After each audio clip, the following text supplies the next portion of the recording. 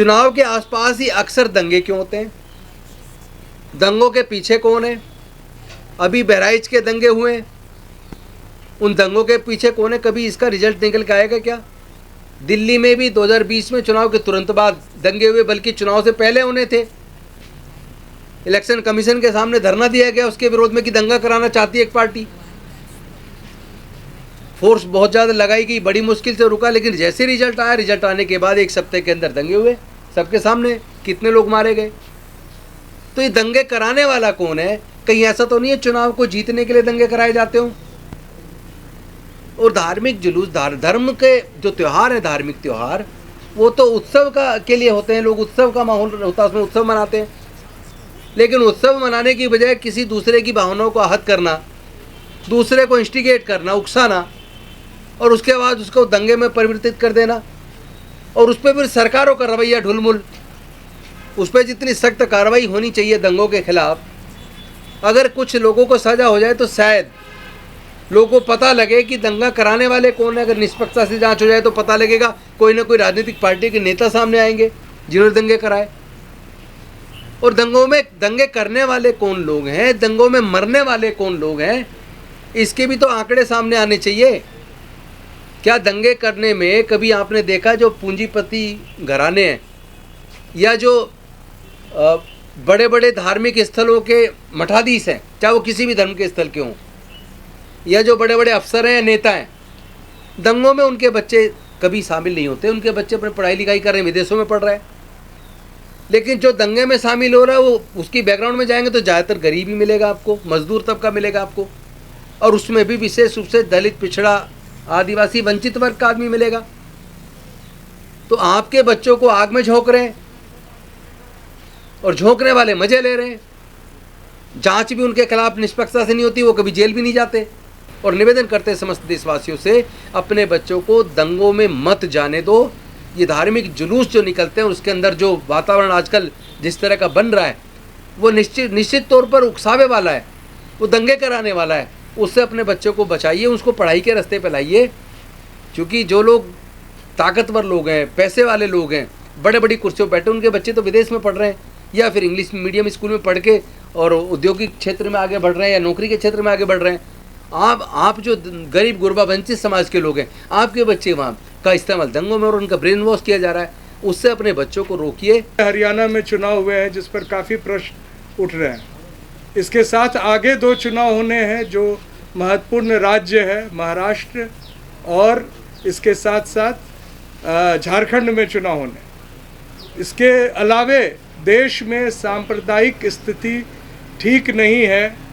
कई जगहों पर जो साजिशन दंगे कराए जा रहे हैं, इन सभी मुद्दों पर बोलने के लिए हमारे साथ जय भीम मिशन के और पूर्व मंत्री दिल्ली सरकार के राजेंद्र पाल गौतम जी हैं, एडवोकेट बलराज मलिक साहब हैं, डॉक्टर रतन लाल जी हैं, और मैं स्वयं संविधान बचाओ संघर्ष समिति के तरफ से हूँ। तो मैं सबसे पहले निवेदन करूँगा राजेंद्र पाल गौतम जी को अपनी बात रखें। सबसे पहले तो मैं सभी पत्रकार बंधुओं का स्वागत करता हूं आज की इस प्रेस वार्ता के लिए। साथियों, आप सब जानते हैं कि हमने लोकसभा चुनाव से पहले तकरीबन 6 महीने तक पूरे देश में जा के हमने लोगों को आगाह किया कि ये जो चुनाव की प्रक्रिया है, और उस चुनाव की प्रक्रिया में जिस मशीन का इस्तेमाल हो रहा है, उसमें निष्पक्ष चुनाव की संभावना नज़र नहीं आ रही है। और पूरे देश में लोगों ने भी ये कहा कि हाँ, हमें इस मशीन पर भरोसा नहीं है। हम लोगों ने इलेक्शन कमीशन से मांग की थी कि बैलेट पेपर से चुनाव कराओ, और अगर आप बिल्कुल जिद पे अड़े हैं कि आप बैलेट पेपर से नहीं कराएंगे, मशीन से ही कराएंगे, तो कम से कम उसमें सारी मशीनों की पर्चियाँ गिनी जाएं। मैं जानबूझ के वो शब्द इस्तेमाल नहीं कर रहा हूँ उस मशीन का, जिस मशीन से पर्ची निकलती है।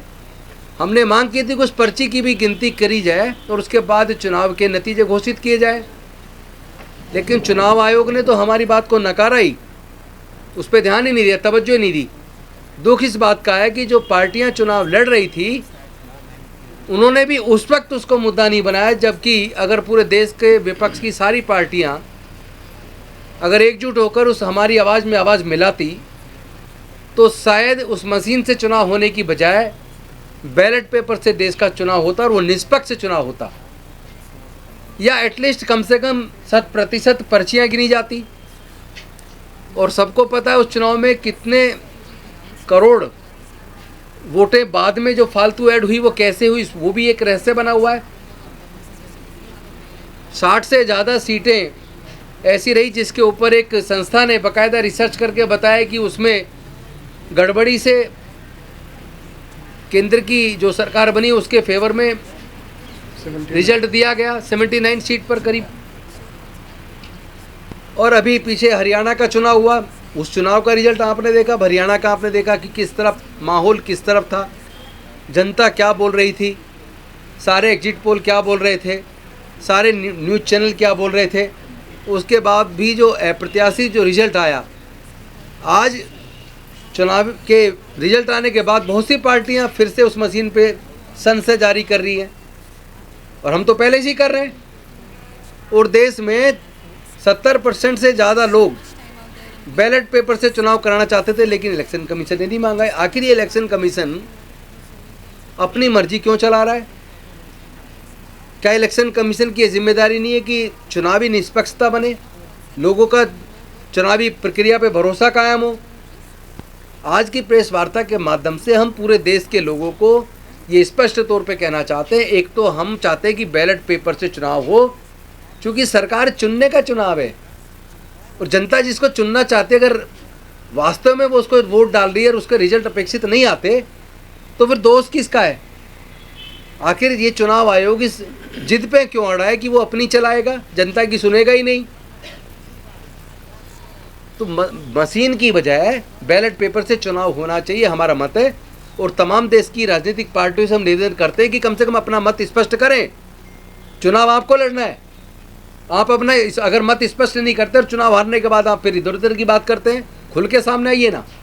हम लोग एक सिविल सोसाइटी के लोग, बेशक से मैं राजनीति से भी जुड़ा हूँ, लेकिन उससे पहले मैं मिशन जय भीम का संरक्षक हूँ, और हमारे लोग तमाम लोग जो सिविल सोसाइटी के लोग हैं, हम लोग तो पहले से ही लोकसभा चुनाव के पहले से इस पर लगातार आवाज़ उठा रहे हैं।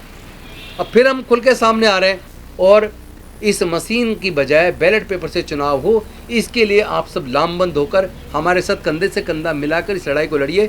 मैं समझता हूँ तभी देश में निष्पक्ष चुनाव हो पाएगा, और जिसको आप जिताना चाहते हैं वो जीत पाएगा। अन्यथा तो जो उसमें जो हो रहा है गड़बड़ वो सबके सामने। बस यही बात मैं कहना चाहता था। इसके बाद मैं चाहूँगा सूरज जी आगे बढ़ाएं।